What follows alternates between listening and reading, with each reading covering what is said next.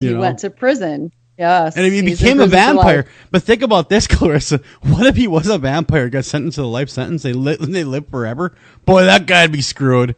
That's why I called him the immortal inmate. I'm like, he's going to be forever. But it's, that's the thing that I would like to talk about in the last half of the show is that his lawyer did not bring up guilty by reason of insanity, and in prison he was not diagnosed with anything. Interesting. So, we got to run a break. We come back. We're going to dive deeper into this. The would-be vampire that found out the hard way that indeed he is not immortal. Don't go anywhere. We'll be right back right after this.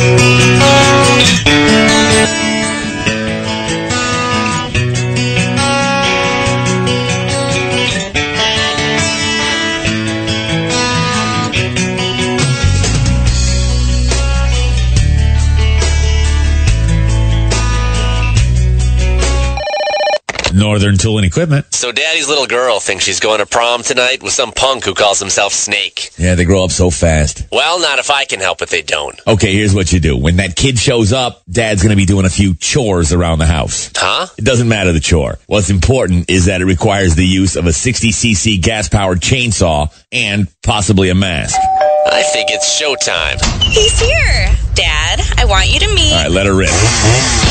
What's that, honey? Hi, Snake. Great to meet you. Wait, where are you going? There's no problem a little horsepower can't solve. Northern Tool and Equipment. Ranger Station, Ranger speaking. Yeah, hi. I'd like to report a bear sighting. Location. My backyard. Oh, your backyard. Try telling a bear that. I did, and this bear talked back. Talking bear, that's rich. No, wait, it was Smokey Bear. Smokey? Why didn't you say so? I did say so. Continue. I was burning yard waste. No, boy. He told me to burn legally and responsibly, and to remember that if it's too hot to touch, it's too hot to leave. And as always, he's right. 9 out of 10 wildfires are caused by humans. That means 9 out of 10 wildfires can be prevented. Yeah, I know that now. Thanks to me. Actually, thanks to Smokey. As usual, the talking bear gets all the credit. Get your Smokey on. Always burn responsibly and contact your local fire department for open burning regulations. Because 9 out of 10 wildfires can be prevented. Brought to you by Smokey Bear, the U.S. Forest Service, your state forester, and the Ad Council. Learn more at smokeybear.com. Only you can prevent wildfires.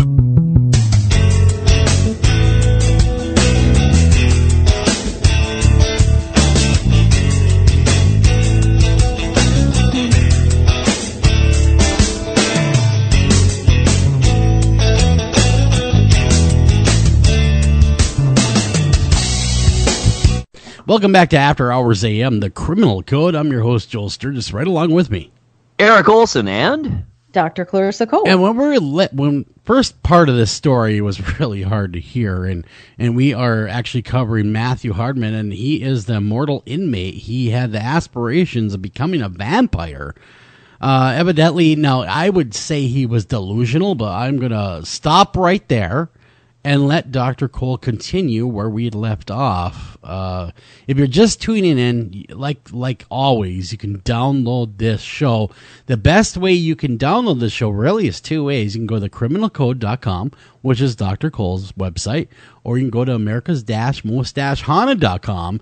That is the After Hours AM, America's Most Haunted website. So both ways are great, and if you really, really want to do this, you can go to Blog Talk Radio. We have it there as well. Spreaker, we're there. Pretty much anywhere you're getting your podcast fix, we're right there waiting for you. Just search out After Hours AM, and we're right there. So that being said, let's get right back into it.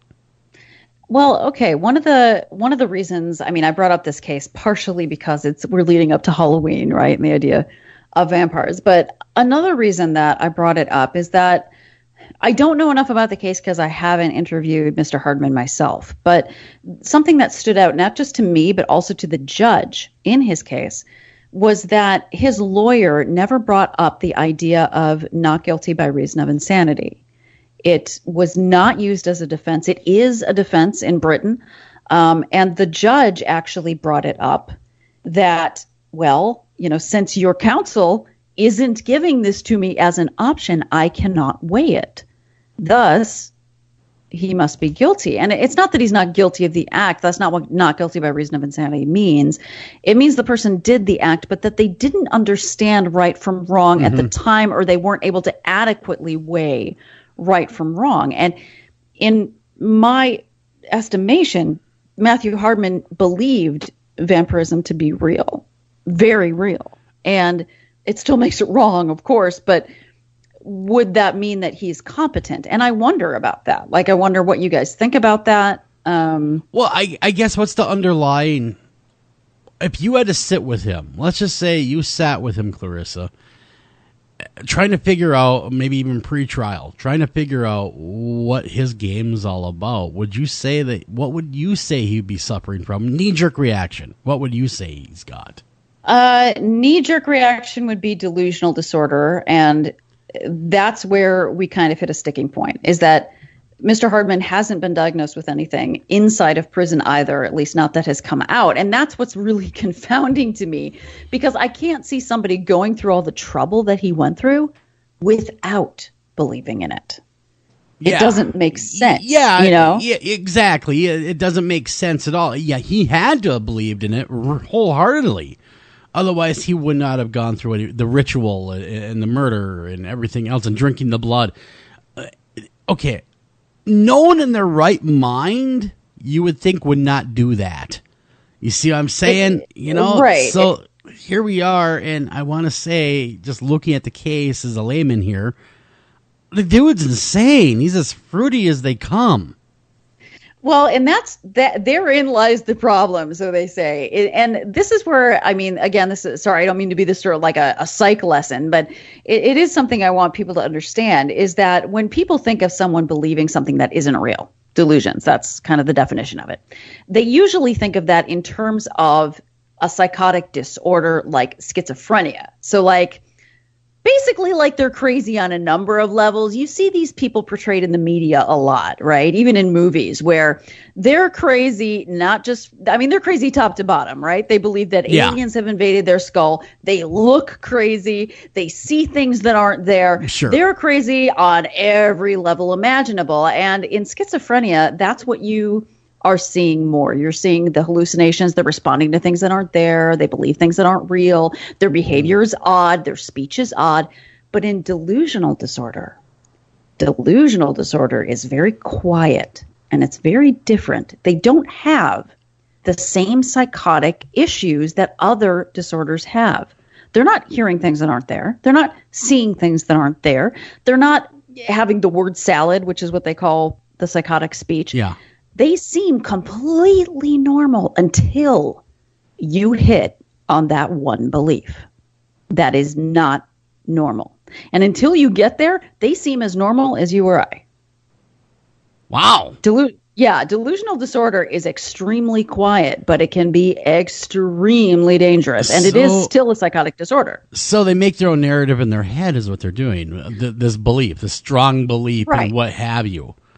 Yes, and it could be about anything. It could be bizarre or non-bizarre. It could be just I knew a person at one point that believed that the world was getting information about him through means that he didn't sanction, like just electronically through the air. That makes sense. Years ago, when I was living in this apartment and this neighbor lady was completely normal, you'd run into her, right? And she'd talk with you, until you talked about the evening news. And she would stop what she was doing and look at you straight on and go, they're talking to me through the TV. See? What? Yes. And that's a delusion. Actually, that's a specific delusion. They're looking at me and they're talking at me and they're looking at what I'm doing. No, come on. That's called delusions of reference. She got very specific angry delusion. When I downplayed it. And I said, no, don't be. And I used a horrible phrase. Don't be nuts. Oh, she blew up. It was on at that point. To her, yeah, exactly. To her, it's not delusional. To her, it's absolutely true. And so delusions of reference, right? We could get into that. Like Son of Sam referenced, David Berkowitz referenced delusions of reference. Do I think he was having them? No, I think it was an excuse. But that's what that's called. Someone speaking to you through the television or the radio is called delusions of reference. So if Matthew Hardman was having delusions specifically about vampirism, how is that not a defense for insanity. Yeah. To me, this sounds just like absolute legal malfeasance is what this sounds like a case of. And the guy obviously is extraordinarily dangerous. I was looking up once we got to the story, once I saw your write up of it, and was just poking around a little bit looking for some other pictures and whatnot, and he is considered absolutely out there and extraordinarily dangerous right now. They say he's just smile. When he went to prison, he was smiling in a boastful manner, like, I belong here, I deserve this, this is the coolest, And he is held in great fear in Wales, and so it's not as though he has, shrunk back down to normal or whatever the case may be, because these were fairly recent stories kind of checking up on this extremely notorious case and this notorious killer. So the bottom line here is there should be all kinds of attention on this case. And again, it's not that he should be let loose or given any lesser sentence or punishment or whatever the case may be, but he's clearly, mentally ill and should be in a place for mentally ill people, not in the general penitentiary. Excuse me, I had a little internal burp there. Penitentiary population. That just seems absolutely legal malfeasance. Yeah, I still can't believe that his lawyer, I mean, it would be the first thing that I would bring up is that, yes, this crime was horrible. No one will ever forget it. A life was lost. However, this is what my client believes, and is always going to believe. Because that's the other thing about delusional disorder. It doesn't go away. So it's always going to be there. So Correct. Like the lady that thinks that at the time it was whoever it was, Peter Jennings is talking to her through the TV, she's always going to believe the newsman is looking directly at her and talking to her. Most likely. See, that's the thing with delusional disorder. Now, if it's part of an overarching psychotic disorder like schizophrenia, maybe they could take meds that help with the schizophrenia and the delusions start to dissipate. But if it's just delusional disorder on its own, that does not remit well at all. Those beliefs are there to stay. So now, the question is, can we moderate them to where they're not dangerous So anymore? Now, if this guy...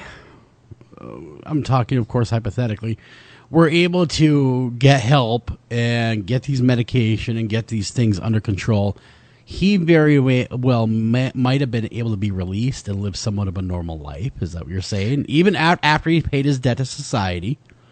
No, I'm not saying that at all. What are you saying then? No, I mean, no. Likely he's still dangerous. No, see, that's the thing is that, like I said, delusional disorder doesn't go away. It doesn't remit. They're going to continue to have those delusions. So unless you're convinced that he is no longer dangerous because of it. Yeah. So he can still believe that. That's fine. As long as he believes he's achieved vampirism and he doesn't need to kill anybody else, great. But if he thinks he needs to, needs to feed every 30 days to keep his power up. Yeah. Trouble. Yeah. Yeah. So I wouldn't expect the delusions to go away. They would just have to be nonviolent in content. Gotcha. Well, this guy, looking at his pictures, I'm looking at some current pictures. He looks rough. He looks like he's got some wild eyes about him. You know what I'm saying? And actually, his girlfriend said that too. His 16-year-old girlfriend did attend the trial, and she was very upset when he was convicted. But she said that his eyes looked different, that he looked kind of removed from himself, if that makes sense, which is not uncommon in psychotic disorders. So do I think that there is psychosis and lingering psychosis? Yes, I do. I wonder about the justice that was done because it was not brought up in trial. And that to me just seems unfathomable. Yeah, a good attorney would have latched onto that, in my mind anyway, right away. And you would have thought the judge would have stopped it and said, whoa, time out. Go talk to your client. Well, the judge did kind of try to, on multiple occasions, kind of suggest that this is not the best way to go, and nobody really kind of latched onto that. He didn't. That judge in Wales didn't have the ability to take matters in his own hands then at that point, like maybe here in the States, you know, I mean, they have a little more leeway, so I'm told.